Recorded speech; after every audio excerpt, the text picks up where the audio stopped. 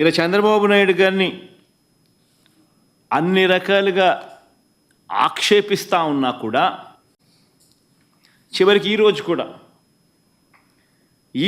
కూడా జంతువుల కొవ్వుతో కల్తీ జరిగిందన్న నెయ్యిని వాడలేదని ఈవో చెప్పారు కదా అని మళ్ళీ ఇవాళ న్యాయస్థానం మళ్ళీ ప్రశ్నించింది. ఇవాళ కూడా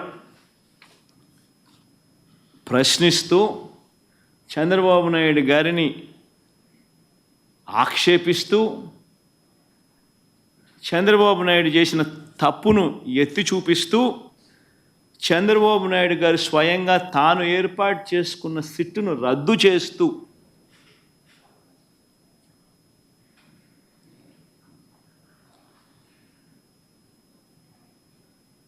సుప్రీంకోర్టు స్వయంగా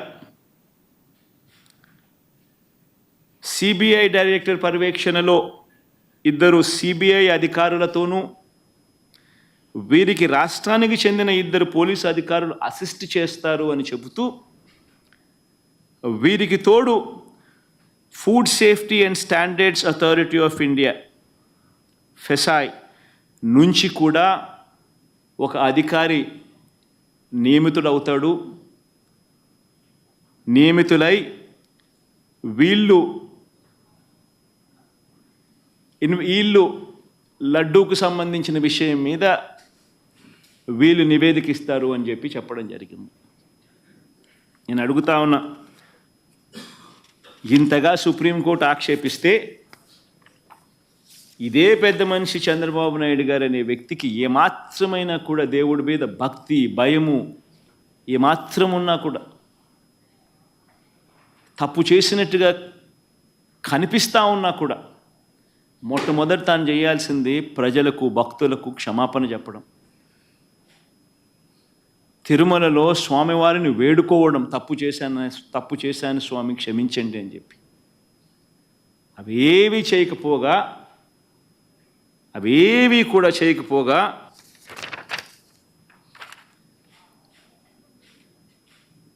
తన టీడీపీ ట్విట్టర్ హ్యాండిల్ నుంచి వాళ్ళు రిలీజ్ చేస్తూ ఉన్న అబద్ధాలతో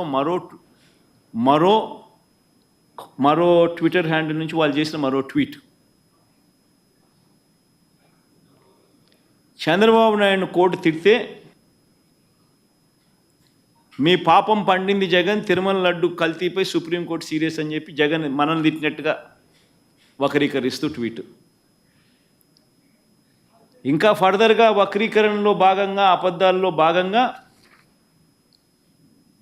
తిరుమల లడ్డులో జంతువుల కొవ్వు కలిపిన కల్తీ వ్యవహారంపై సుప్రీం సీరియస్ కావడంతో జగన్ రెడ్డి ధర్మారెడ్డి మా బావంట, ఇది ఇంకో కొత్త అబద్ధం, మా మామ కరుణాకర్ రెడ్డి అంట, ఇది ఇంకొక పెద్ద అబద్ధం, అడ్డంగా బుక్ అయ్యారంట. అసలు ఎవరు బుక్ అయ్యారు? ఎవరిని సుప్రీంకోర్టు తిట్టింది? ఎవరి మీద సాక్ష్య ఆధారాలు కనిపిస్తూ ఉన్నాయి? నువ్వు చెప్పిన మాట ఏమిటి? నువ్వు అన్న మాటలు ఏమిటి? స్వయంగా మీరు అపాయింట్ చేసుకున్న మీ ఐఏఎస్ ఆఫీసర్ టీటీడీ ఈఓగా ఉంటూ తాను అన్న మాటలు ఏమిటి? ఎవరు తప్పు చేసినారు? ఎవరు దేవుడి సమక్షంలో దోషులుగా ఎవరు నిలబడాలి? ఎవరికి దేవుని మీద భక్తి ఉంది, భయం ఉంది? అన్న కర్మ ఏమిటంటే ఈ మనిషికి దేవుడు అంటే భయము లేదు, భక్తి లేదు. దేవుణ్ణి సైతం రాజకీయాలలో వాడుకునే అన్యాయమైన బుద్ధి